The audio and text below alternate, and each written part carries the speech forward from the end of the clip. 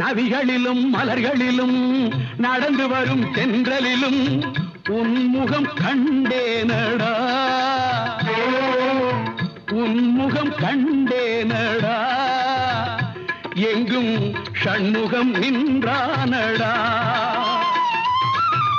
ஓம் முருகா என்றவுடன்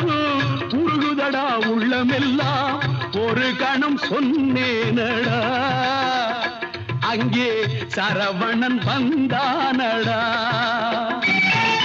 காவலுக்கு வேலுண்டு ஆடலுக்கு மயில் உண்டு கோவிலுக்கு பொருள் என்னடா